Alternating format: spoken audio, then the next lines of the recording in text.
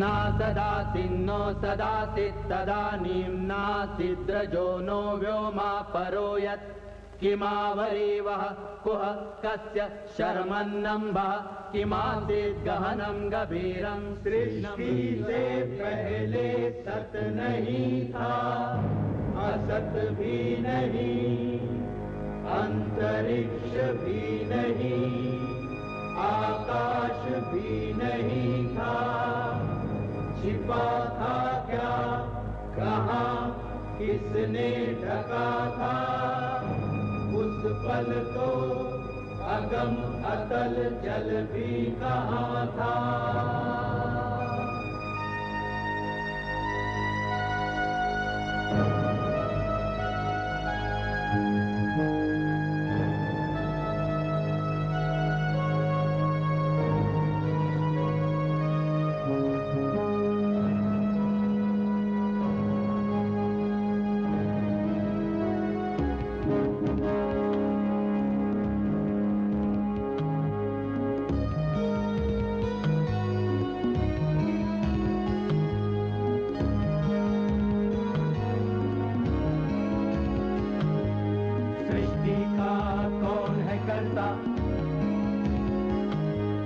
करता है वाह करता, ऊंचे आकाश में रहता, सदा अध्यक्ष बना रहता, वही सचमुच में जानता या नहीं भी जानता है, किसी को नहीं पता, नहीं पता, नहीं है पता, नहीं है पता।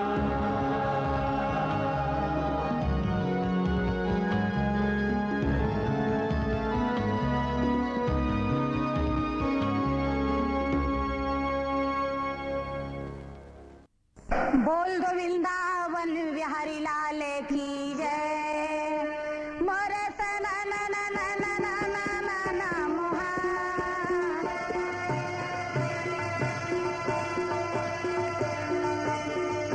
पर बिना बजावत हरि गुण गावे दीदी, के तो जाकर लाजे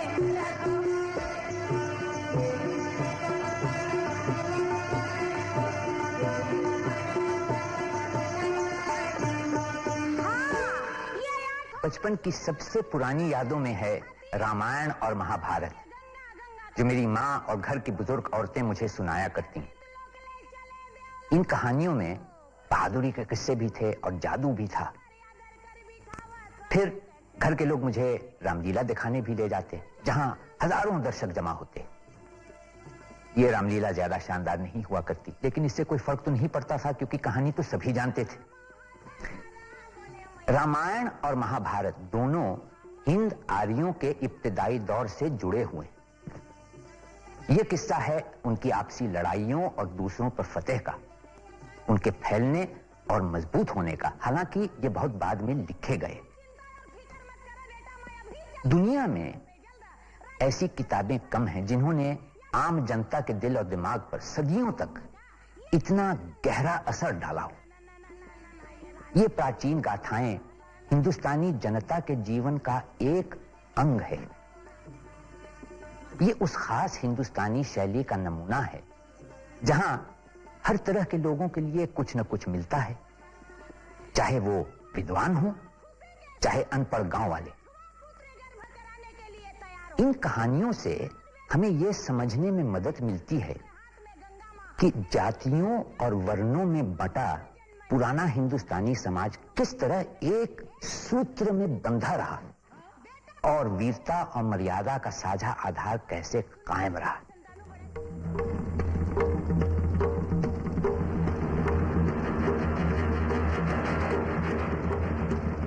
रामायण की कहानी महाभारत से पुरानी मानी जाती है। हालांकि महाभारत को पहले लिखा गया था। जो भी हो, जिस कबायली समाज की झलकियां महाभारत में मिलती हैं, वो रामायण के विकसित राजतंत्र से बहुत पहले का है। अगर महाभारत का कुरुक्षेत्र युद्ध यथार्थ था, तो पुरानी वंशावलियों से हिसाब लगाकर ये लड़ाई 850 ईसा पूर्व के आसपास ही हुई होगी। हस्तिनापुर को पुरानी वैदिक जाति कुरुओं की एक शाखा ने बसाया। कुरुओं के संबंधी पांडवों ने बाद में खांडवप्रस्थ जंगल जलाकर इंद्रप्रस्थ की स्थापना की, जो गालिबन दिल्ली के पुराने किले के आसपास था। 200 ईसा पूर्व से सन 400 ईस्वी तक महाभारत के 3 संशोधन हुए। पहला 9000 श्लोक का संस्करण, जिसे जय कहते हैं, फिर 24,000 श्लोक का संस्करण भारत, और अंत में 1 लाख श्लोक का महाभारत। इनके साथ साथ भारत में और भारत के बाहर भी महाभारत पर अनेक रचनाएं आधारित की गईं। तस्वीरों में, गानों में, नाटक में, चित्रपट पर और कई लोक शैलियों में भी। मध्य प्रदेश की पंडवानी शैली की एक मशहूर अदाकार हैं तीजन बाई। या व्यास नारायण मंत्र वहन करके जब गर्भ भले पीड़ तैयार कराइन, तो गंधारी देख के कहे, हे भगवान, ना तो यहाँ लड़का है ना तो लड़की, तय का करे भोलानाथ। ते बोले रहे 100 ठने बेटा 1 ठा बेटी, पर यहाँ कुछ भी नहीं। व्यास नारायण कहे, गंधारी धीरज धर, ये 100 कूड़ बना के तैयार कर दिन कका, और बोटी बोटी काट काट के 100 ठा खून में भरा के और मस्त वहाँ घी डाल दी, तो 100 ठने पुत्र के साथ साथ 1 लड़की तैयार। और तब भय पर गता ये बैरी मोर भय पर गता।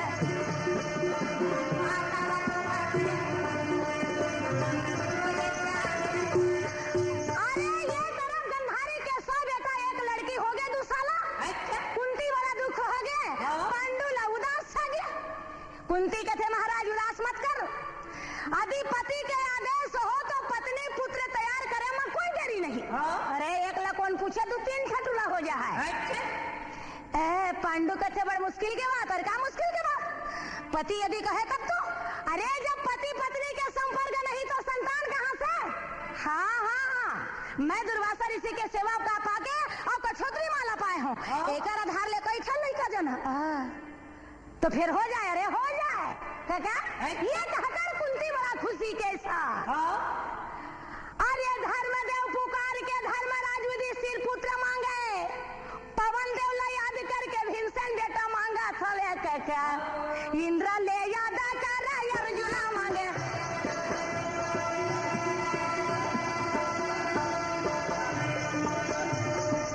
तीन पुत्र हो गए कुंती के, माद्री मुँह फूला है। पांडु कथे कुंती हुल माला दे दे। एक बखत माद्री हमालल पहुंचाई तहाले, यशवनी कुमार के याद महुला बेटा के घर, महुला बेटा के जरूरी है।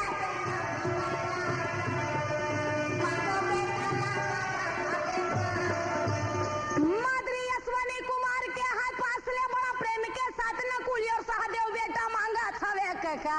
ये तरफ 100 जने पुत्र, 1 डहर 5 भाई पांडव देख के बड़ा यनद मनावत ये दीदी, बड़ा यनद मनावे।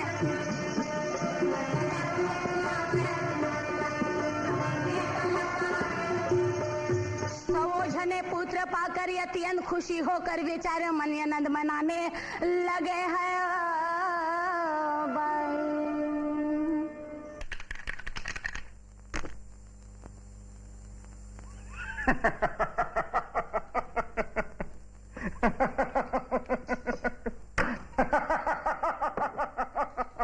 महाभारत के कथानक में जिस समाज का वर्णन है वो गुप्त काल की विकसित संस्कृति के ज्यादा करीब है, मगर फिर भी उत्तर वैदिक काल के कबीलों की अवस्था भी कहीं कहीं दिखाई देती है। महाभारत की एक महत्वपूर्ण घटना है शकुनी द्वारा युधिष्ठिर को जुए की चुनौती। ये जुए का खेल वैदिक काल की निशानी है, जब जुए की बाजी से बंटवारा होता था और जुआ खेलना राज्याभिषेक की एक रस्म थी। दरअसल पांसों का खेल एक सामाजिक क्रिया थी, युधिष्ठिर उसे ठुकरा नहीं सकते थे। वैसे एक आदमी की ओर से कोई दूसरा खेले ये उचित नहीं है।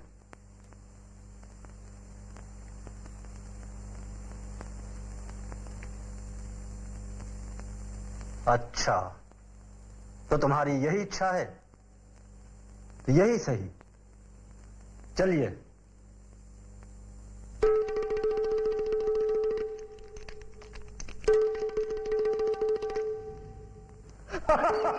जीत गया, जीत गया, ये बाजी मैं जीत गया। शकुनी, धिक्कार है तुम पर। तुमने छल से ही चाल जीती है।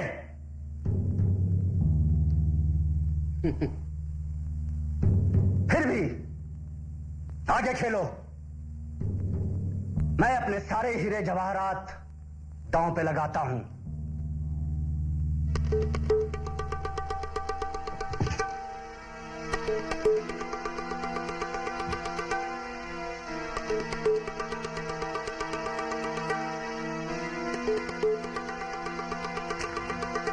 जीत, हमारी जीत। अब क्या लगाओगे दांव पर? मैं ब्राह्मणों और उनकी संपत्ति को छोड़कर अपने नगर, राज्य, भूमि और प्रजा को दांव पर लगाता हूं।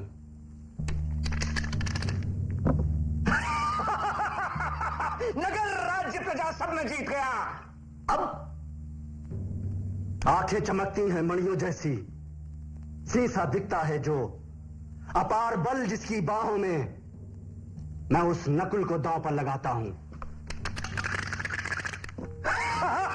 मैं तेरी नकुल को भी जीत गया। प्रियदर्शी सहदेव को भी दांव पर लगाता हूं।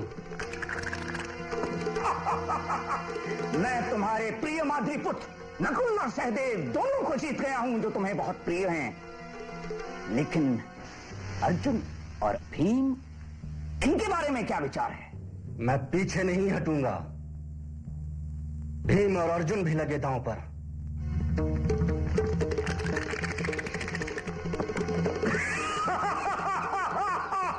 मैंने इनको भी जीत लिया।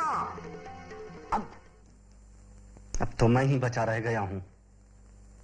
यदि मुझे भी जीत लिया गया तो हम मान लेंगे कि दुर्भाग्य और पराजय ही हमारी नियति है।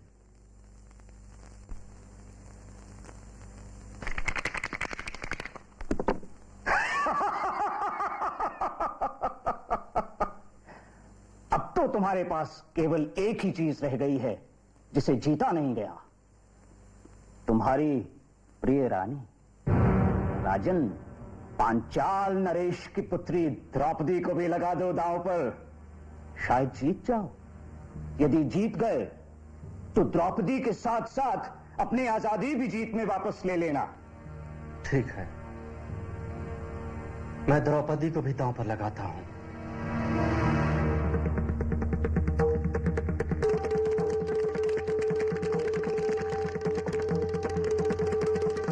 जीत गए, हम जीत गए, तुम हार गए द्रौपदी को।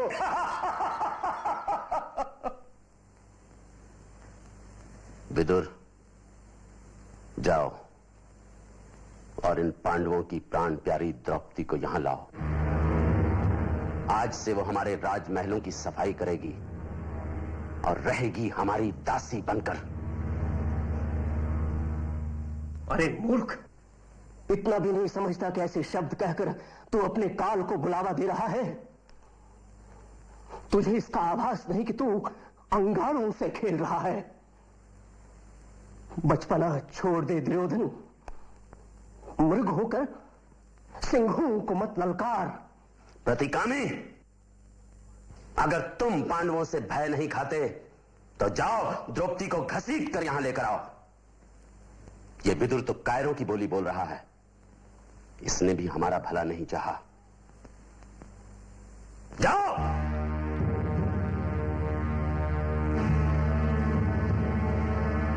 आर्य द्रौपदी, दुर्योधन का आदेश है कि मैं आपको सभा में ले जाऊं। क्यों?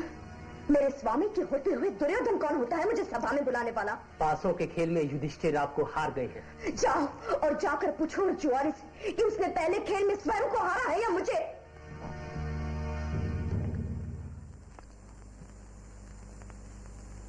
महाराज, दुशासन, ये रथी पुत्र तो मूर्ख है। तुम स्वयं जाओ और द्रौपदी पर अधिकार करके उसे यहां लाओ। उसके ये 5 पति जो अपनी स्वतंत्रता खो चुके हैं हमारा कर ही कह सकते हैं। आपने काशी नरेश से जो भी धन और उपहार प्राप्त किया था, दूसरे कई राजाओं ने आपको जो हीरे जवाहरात भेंट में दिए थे, वो सब आप जुए में हार गए। हमारे रथ, शस्त्र, खुद हमें भी आप हार गए। फिर भी मुझे क्रोध नहीं आया, क्योंकि आप हमारे महाराज। मगर द्रौपदी को दांव में चढ़ाकर आप अपनी हद से बाहर चले गए हैं।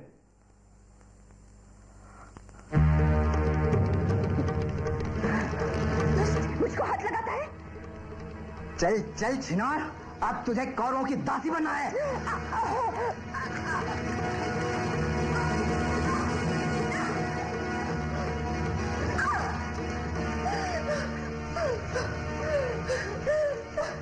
निर्लज्जो! लगता है आज क्षत्रिय कुल की सारी मर्यादा नष्ट हो चुकी है।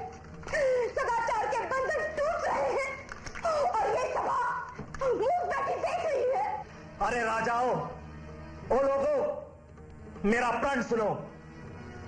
युद्ध के मैदान में अगर इस पापी, अधर्मी, दुष्ट दुशासन का सीना चीरकर मैंने उसका खून न पिया, तो स्वर्ग में अपने पूर्वजों के साथ मुझे स्थान न मिले। स्वयंवर में आए हुए राजाओं ने मुझे पहली बार देखा था। उसके बाद मैं कभी भी लोगों के सामने नहीं आई, लेकिन आज मुझे बलपूर्वक घसीटकर सभा में लाया गया है। यह निश्चित ही एक भयानक समय है, जबकि कौरवों ने अपनी एक कुलवधू को ऐसी यातना पहुंचाई है। अरे ओ कौरवों, जरा ये तो कहो कि युधिष्ठिर की पत्नी उसी की तरह राजकुल में जन्मी आज तुम्हारी दासी बन जाऊं? नहीं, तुम्हारा ये निर्णय मुझे स्वीकार नहीं है। अर्जुन, भीम, नकुल, सहदेव तो आपके अधीन हैं। क्यों धर्मराज? द्रौपदी के प्रश्न का आप ही उत्तर दीजिए कि वो हमारी दासी है या नहीं।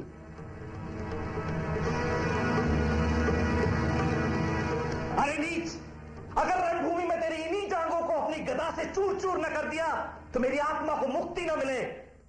चोला तोर माटी है रे, आया तोर माटी है। द्रौपदी ने एक सवाल उठाया था कि खुद को हार जाने के बाद क्या युधिष्ठिर द्रौपदी को दांव पर लगा सकते थे। यही लगता है कि तब स्त्री को पुरुष की संपत्ति के रूप में नहीं देखा जाता था, यानी उत्तर वैदिक काल पूरी तरह पुरुष प्रधान नहीं था। द्रौपदी के 5 पति होना और कुंती का नियोग से पुत्रों को जन्म देना भी स्त्री प्रधानता के संकेत हैं। द्रौपदी कहे स्वामी, ये भाई बंधु सब एक दिखावा है। संसार में मेरा कोई नहीं। या मन में सोच कर देवी द्रौपदी कहे कन्हैया, आप तो दया के सागर हो मुरारी, बचाओ मेरे लाज बचाओ। ये बात सुन के कृष्ण जी चौक के आगे आवे। रुक्मणी कहे प्रभु, आगे जात क्यों न तो पाछे लौट के आवत खबर नहीं। ये बात ले सुन के कहे क्या बताओ रुक्मणी, यह समय तो द्रौपदी के ऊपर में कष्ट दुखा है। रुक्मणी कहे स्त्री के लाज ही एक इलाज है, इस वक्त लाज आप बचाइए। कृष्ण जी चाहे छलांग गरुड़ में। कृष्ण जी भाग गए और वो पेड़ के साथ पितावत रहे। दोनों हाथ में पकड़ा दुशासन साड़ी। अरे जल्दी और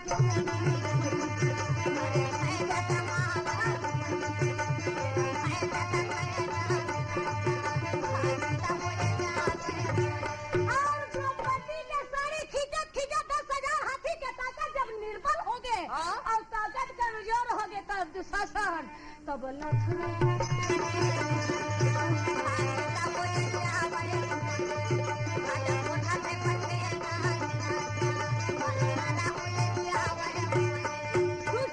के साड़ी के खिंचाई द्रौपदी वो समय देख साड़ी के खींचना एक कहा वो तो चक्र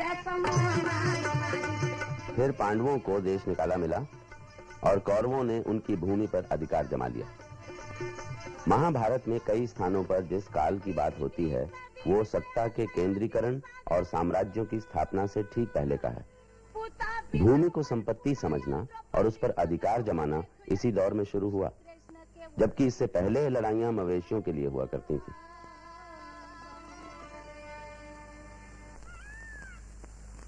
मित्रों, भूपतियों, शकुनी ने धर्मराज को अधर्म से द्युत में हराया। छीन लिया राज्य दुर्योधन ने, वनवास भी कराया। जानते हैं आप कैसे कैसे क्लेश सहे, कहां कहां कैसे रहे, किंतु नहीं त्यागा पांडुपुत्रों ने कभी भी सत्य का सहारा। वचन दिया था, दुर्वचन को निभाया। कुल परंपरा से जो राज्य है उनका, वो उनको मिले अब, यही मत है, होना भी चाहिए सबका। आप लोग सोचें, विचार करें, बताएं सबका हित कैसे हो, सम्मान भी बना रहे, धर्म भी अनुकूल हो। स्वर्ग का भी राज्य नहीं लेंगे युधिष्ठिर यदि मिले अधर्म से, लेंगे सानंद धरती का टुकड़ा तक अगर मिले धर्म से। ध्यान में रखें आप, वे चाहते हैं मिले वही और उतना, बाहुबल से कमाया था राज्य जितना। और वो राज्य धृतराष्ट्र के पुत्रों ने युद्ध कर नहीं जीता है, छल और कपट से छीना। छीन सकते हैं पांडव कौरवों से राज्य अपना बल से, अपनी वीरता से, आप जैसे न्याय प्रिय भूपतियों की सहायता से। पर हमें धीरज से, शांति से काम लेना होगा। धृतराष्ट्र और दुर्योधन का मन समझना होगा। मंत्रणा है मेरी, इससे पहले कि बज उठे रणभेरी, भेजे हम दूत वहां धर्मशील दक्ष कुलीन, जो कौरवों का क्रोध शांत कर दे, दोनों दलों को मित्रता के बंधन में बांध दे, ताकि कौरव पांडवों का राज्य लौटा दे, रहे स्वयं सुख से और इन्हें भी सुख दे। सज्जनों, कृष्ण ने जो कहा वो धर्म सम्मत है। दूत भेजे हम, यही हमारा भी मत है। कोई कुछ भी कहे, द्यूत आखिर लड़ा है। कौरवों को मिली है जीत द्यूत विद्या से। अच्छा यही है, द्यूत कभी न खेले कोई, हार जाए दांव पर रोए नहीं। युद्ध करना नहीं है अच्छी बात, छूट जाता प्रियजनों का साथ। इसलिए उचित यही है कि दूत जाएं, कौरवों का क्रोध शांत कर उन्हें मनाएं, पांडवों को राज्य दिलवाएं। सज्जनों, युद्ध है अन्याय, हमें तो दिखता एक ही उपाय। हित इसी में है, करें समझौता। क्यों करें समझौता? समझौता नहीं होता कोई उपाय, वही करते हैं समझौता जो होते हैं निरुपाय। बहुत सुन ली, न्याय ये है वो अन्याय है, खेलने को जुआ अपने घर बुलाना क्या न्याय है? छल कपट से जीतना क्या न्याय है? न्याय है कहना अवधि से पहले पांडु पुत्रों को लिया पहचान। अरे जिनके बसा करते हैं धूर्तता में प्राण, उनसे बात क्या करना। अरे जो खड़े हैं तलवार लेकर, उनके सामने जाकर हमें नहीं मरना। न्याय है पांडु पुत्रों का भाग अपना मांगना, ये समझ ले हम। वे नहीं लौटाएंगे ये भी समझ ले हम। आतताई को मिटाना धर्म है, याचना करना सदा अधर्म है, अधर्म है। कह रहे हैं सत्य निश्चय सात्विकी, नहीं सौंपेगा दुर्योधन बागडोर राज्य की। स्नेह अंधा पुत्र के प्रति धृतराष्ट्र भी है अंधा। नमक खाया कौरवों का भीष्म ने, गुरु द्रोण ने, सूत पुत्र कर्ण ने, सब तो वहां पर अंधे। और दुर्योधन साथ उसके स्निग्ध स्वर में बोलना, बिल्कुल यही जैसे गऊ को मारना और गर्दभराज को पुचकारना। अगर हम पापियों से, मूर्खों से स्निग्ध स्वर में बोलते हैं, वो हमें दुर्बल समझते हैं, अकड़ते हैं। नहीं, उत्तम यही हमारे मित्र राजा हैं, उन्हें संदेश भेजें हम। धर्म की खातिर सभी का हर तरह सहयोग लेंगे हम। श्री कृष्ण का कथन सही है, दूत भेजें, धर्म का पथ भी यही है। क्योंकि दुर्योधन बैठा नहीं रहेगा हाथ पर धरे हाथ। मान जाता है अगर तब तो नहीं है बात कोई, अन्यथा रणभूमि है, हम हैं और कई अक्षोहिणी सेना हमारे साथ। आज इतना कहने मैं स्वयं यहां तक आया हूं। भाई भाई में युद्ध ना हो, संदेश शांति का लाया। निसंशय है गुणवान महा, सब राजघरानों में कुरुकुल। लहराती करुणा का वो बस, वो सत्यशील। हे दयानी पुत्र, तुम इस कुल के आधार स्तंभ, न्यायी हो, सच में नायक हो, दिखलाने वाले सही राह, दिग्दर्शक, सबके रक्षक हो। फिर क्यों अधर्म, क्यों लोभ बैर कौरवी विशेषण कहलाते? क्यों झूठ कपट की हवा चली, दुर्दिन के बादल मंडलाते? कौरव कुल पर संकट छाया, पूरा कुल नाश करेगा वो। चाहो तो निवारण हो जाए, है नहीं असंभव ऐसा वो। निर्भर सब कुछ हम पर, तुम पर राजन, ये समझना है हमको। तुम रोको अपने बेटों को, मैं रोकूंगा पांडव दल को। कौरव पांडव संग संग होंगे तो बल के संग होगा विवेक। क्या तुम्हें छेड़ने का साहस कर पाएंगे मिलकर अनेक? पांडव की जीती धरती पर अधिकार तुम्हारा ही होगा। तुम एक छत्र सम्राट, भला इससे भी बड़ा सुख क्या होगा? है युद्ध भयानक दावानल, जिसमें मानवता जल जाती। पेड़ों की बातें कहे कौन, जड़ भी तो कोयला बन जाती। है युद्ध मरण का नाम, अन्य क्या मरण लाभदायक होगा? मर जाए समर में कौरव या पांडव, तो किसका हित होगा?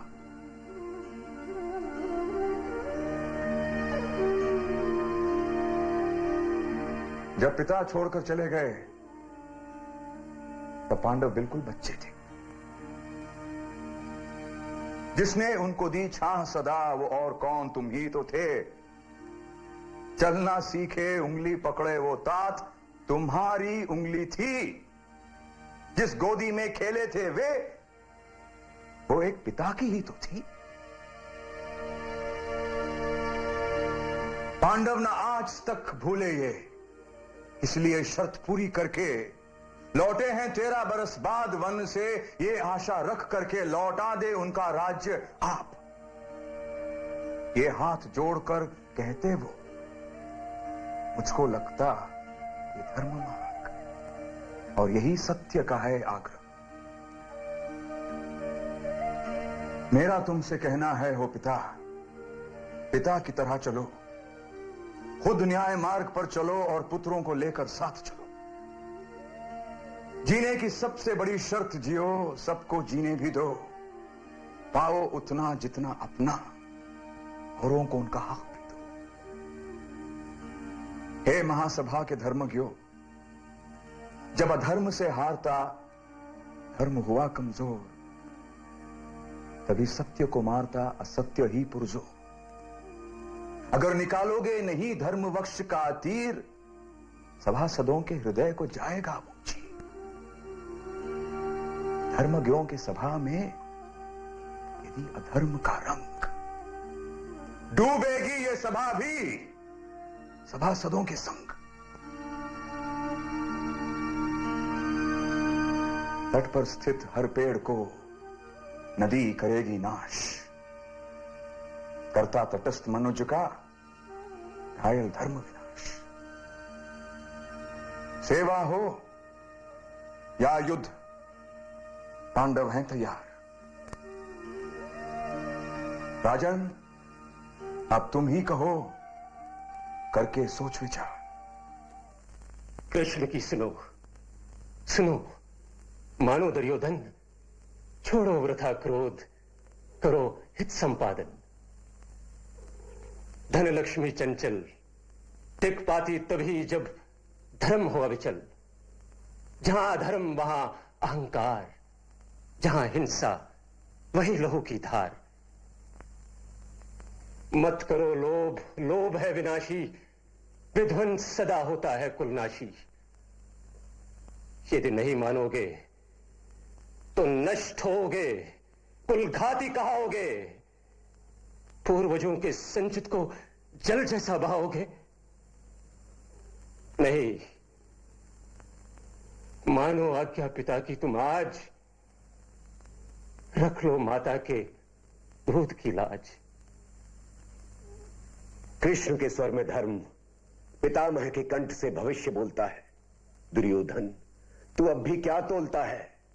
तेरे मित्र और हित जो कहाते हैं, तुझे हर बुरा काम करने को उकसाते हैं। युद्ध की गहमा गहमी में वही भाग जाएंगे सबसे पहले। दोष तेरे मत्थे मढ़कर सोच ले, समझ ले। अरे अर्जुन, क्या चीज है पूछ मुझसे तू, और उसके सखा सहायक कृष्ण, फिर भी तू जरा नहीं सोचता? क्यों अपने बंधु बांधवों को युद्ध की वेदी पर बलि देता है? अरे जहां अर्जुन है वहां जय है, और यदि श्री कृष्ण भी है तो विजय ही विजय है।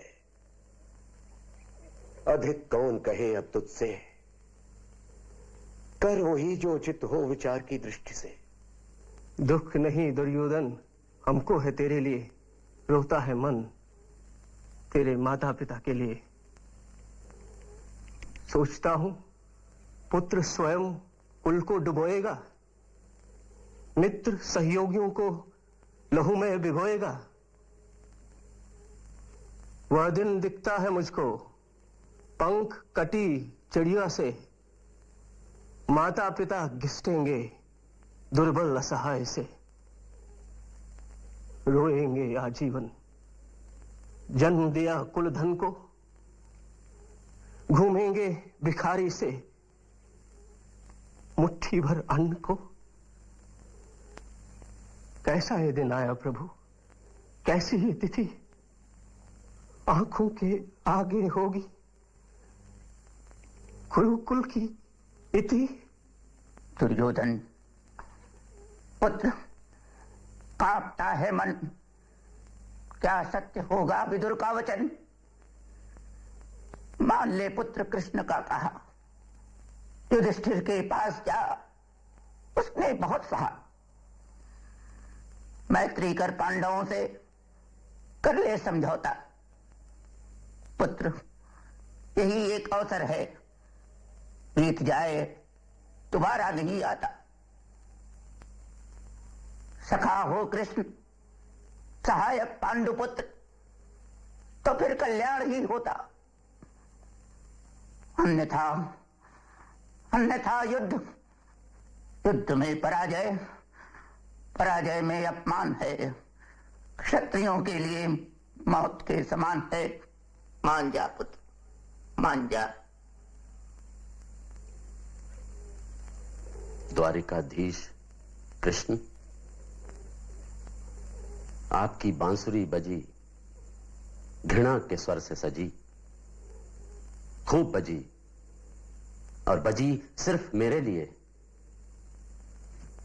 मैं धन्य हूं, आपका चिर कृतज्ञ हूं। भले ही हों आप कुंती के बेटों की बार बार चरण छू भक्ति के हकदार। किसने दिया अधिकार आपको कि मेरे ही घर में घुसकर आप करें मेरी ही निंदा अपार?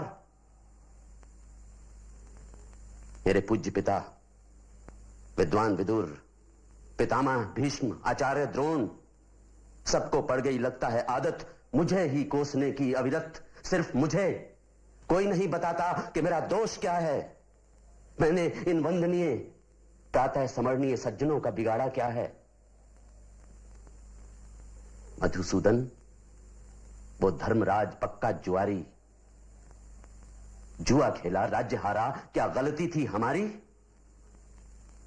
सबको पता है जुए में हारे वो, फिर भी मैंने सम्मति दी थी कि लौटा दो जीता हुआ धन। फिर खेले, फिर हारे, जंगल फिरे, मारे मारे, इसमें मेरा क्या दोष? उल्टे मुझी से लड़ने की देते हैं धमकी, मुझे और मेरे भाइयों को मार डालने की। ये कैसा न्याय है? कौन सा धर्म है? आप भी आए हैं मुझे डराने, झुकाने, तो सुनो, नहीं झुकूंगा मैं देवताओं के देवता इंद्र के भी सामने। पांडव 5, आप उनके साथ, उनके भाई, हम 100, हमारी सेनाएं, सहयोगी अनगिनत हमसे करने आए हैं लड़ाई। तो वही सही, कहीं ऐसा ना हो कि आपकी हो जग हंसाई। हम क्षत्रिय, हमारा मरण भी शुभ होगा, अगला मुकाम देवताओं का स्वर्ग होगा। हमें है स्वधर्म प्रिय, रणसैया पर सो जाना, किंतु नहीं कभी शत्रु के आगे सिर झुकाना। ऐसे वीर मरण के लिए क्यों रोए कोई? मरण के डर से जिए कैसे कोई? कहा था मातंग मुनि ने, पुरुष रहे तनकर, कभी नहीं झुककर, टूट जाए भले ही नहीं रहे नम कर। ऐसे ही रहा हूं मैं, आगे भी ऐसे ही रहूंगा। क्षत्रिय की तरह जिया हूं और क्षत्रिय की तरह मरूंगा भी। यही धर्म जानता हूं मैं, और धर्म के आगे कुछ नहीं मानता मैं। जब तक जीवित हूं राज्यांश नहीं मिलेगा। वचन दिया था वृद्ध पिता ने मेरे बचपन में, मेरे पराधीन रहते। अज्ञानवश या डर के कारण दिया होगा उन्होंने, वो जाने। पर केशव, आज मैं जीवित हूं, बाहुबल युक्त हूं। नहीं, पांडवों को दोबारा राज्य नहीं मिलेगा, उतना भी नहीं जितना सुई की नोक पर समा जाए। ये दोनों दल सेना सजे धजे तैयार पहुंचे कुरुक्षेत्र मैदान। काका, एक तरफ तो पांडव मन के सेना, दूसरा कौरव तरफ। अच्छा, भीष्म पितामह गुरु द्रोणाचार्य कलिंग राजा भगदंत कर्णदानी यदि तो रहे सही। दोनों दल के बीच में कृष्ण जी कहे, मुरारी मुरे रथ लघु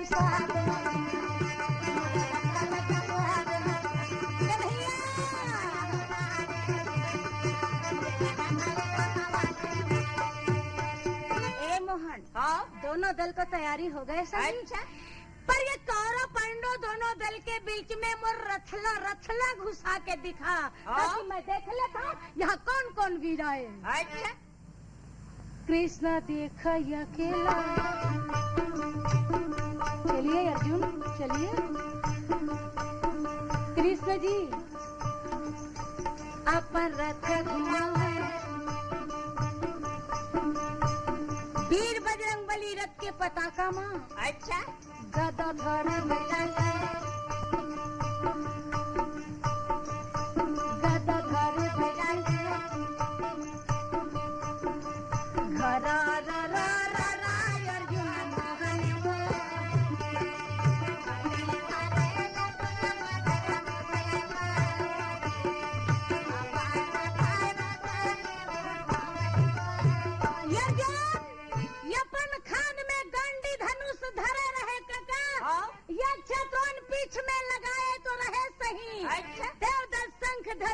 कृष्ण जी के तरफ ले देख के अर्जुन तब चारों वो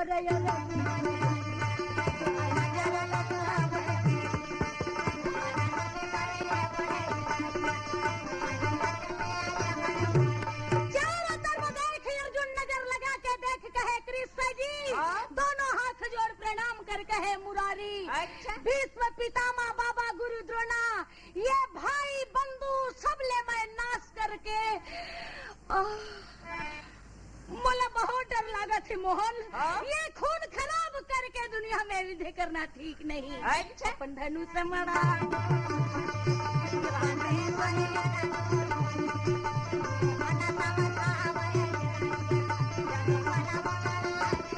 अर्जुन भाई बंधुला नहीं मानो की के धनुष मड़ा बड़ा प्रेम के साथ कृष्ण के पास हाथ जोड़कर बड़ा विनती के प्रभु के साथ बोलने लगे हैं। भगवत गीता महाभारत का ही एक हिस्सा है, इस महाकाव्य का महज एक प्रसंग, लेकिन ये अपने आप में पूरी तरह मुकम्मिल और शानदार है।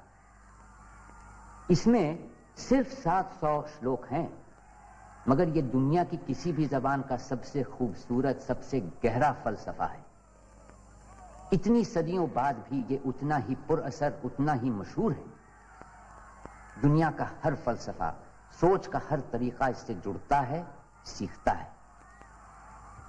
ये बयान है एक नाजुक दौर का, राजनैतिक और सामाजिक संकट का, और इस सबसे बढ़कर आदमी की आत्मा में हो रही उथल पुथल का, जदोजहद का। हे कृष्ण, अपने ही बंधु बांधवों को युद्ध की इच्छा लिए तैयार खड़ा देख मेरे अंग ढीले पड़ रहे हैं, मुंह सूखा जाता है, शरीर कांप रहा है, भयानक रोमांच होता है, गांडीव धनुष हाथ से फिसला जाता है, सारी त्वचा जली जा रही है, मैं अटल खड़ा रहने में भी असमर्थ हूं, मन भ्रमित हो रहा है, बुरे लक्षण दिखाई दे रहे हैं।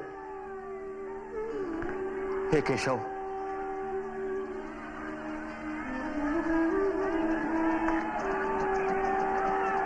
युद्ध में स्वजनों को मारने में मुझे कोई भलाई नहीं दिखाई देती। नहीं चाहिए मुझे विजय, राज्य, सुख। ऐसा राज्य हमारे किस काम का? ऐसे सुखों या ऐसे जीवन से क्या लाभ जिनके लिए हम राज्य, विलास और सुखों की कामना करते हैं? वे सब तो यहां अपना जीवन, धन छोड़कर खड़े हैं। गुरु, पिता, पुत्र और पितामह, चाचा, ससुर, पोते, साले और दूसरे सगे संबंधी। नहीं हे कृष्ण, यदि ये मुझे मार भी डालें तो भी मैं नहीं मारूंगा। धरती तो कम है, 3 लोक का राज्य भी मुझे मिले तो भी मैं इनका वध नहीं करूंगा। हे अर्जुन, संकट की इस घड़ी में ये निराशा कैसी? श्रेष्ठ जन तो सदा इससे अपरिचित रहते हैं। ये भावना तो अपयश का कारण है। अर्जुन, नापुंसक ना बनो। पार्थ, तुम्हें यह शोभा नहीं देता।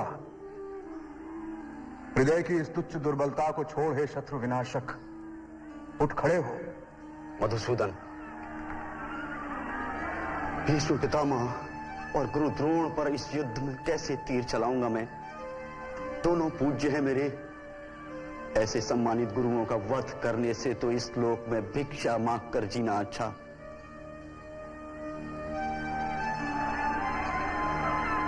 मैं कायरता के दोष में डूबा हुआ हूं, मति मारी गई है मेरी, कर्तव्य की राह से भटक गया हूं मैं। इसीलिए पूछता हूं हे कृष्ण, मुझे वो उपाय बताएं जो निश्चित ही कल्याणकारी हो। मैं आपका शिष्य, आपकी शरण में हूं, मुझे शिक्षा दीजिए।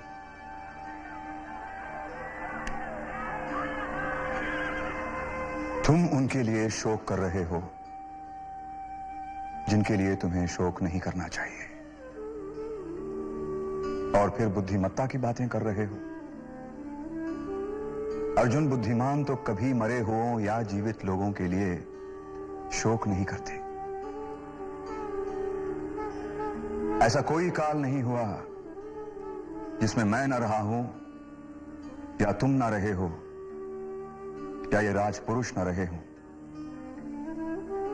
और ऐसा कोई काल होगा भी नहीं जिसमें हम सब न रहें।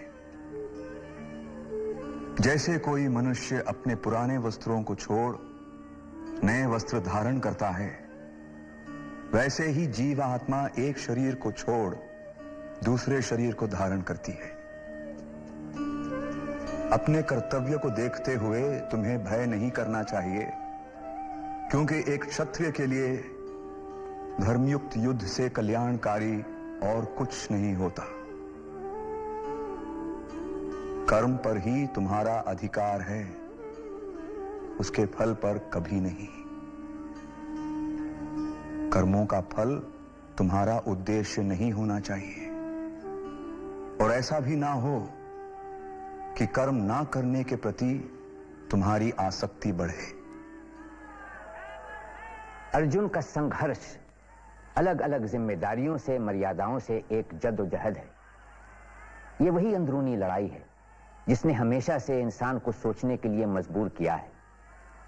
निजी कर्तव्यों और सामाजिक बर्ताव दोनों के बारे में कई सवाल खड़े किए हैं कि जिंदगी में नैतिकता क्या है और आदमी का रूहानी नजरिया क्या होता है। अर्जुन, अपनी प्रकृति के निर्देशानुसार अपना कर्तव्य करो। जैसे अग्नि हमेशा धुआं देती है, वैसे ही हर कर्म का फल मिलता है। स्वार्थहीन कर्म ही शेष रह जाता है। यही वो ज्ञान है जो मैं तुम्हें दे सकता हूं। इस पर विचार करो। तुम चुनाव करने के लिए स्वतंत्र हो। पार्थ, मैं तुम्हें इसलिए ये बता रहा हूं क्योंकि तुम मुझे प्रिय हो। क्या तुमने ध्यान से सुना अर्जुन? क्या अब भी तुम्हारे मन में कोई शंका है? नहीं, अब कोई शंका नहीं। मैंने दृढ़ निश्चय कर लिया है। मैं युद्ध करूंगा, मैं आपकी शिक्षा पर चलूंगा।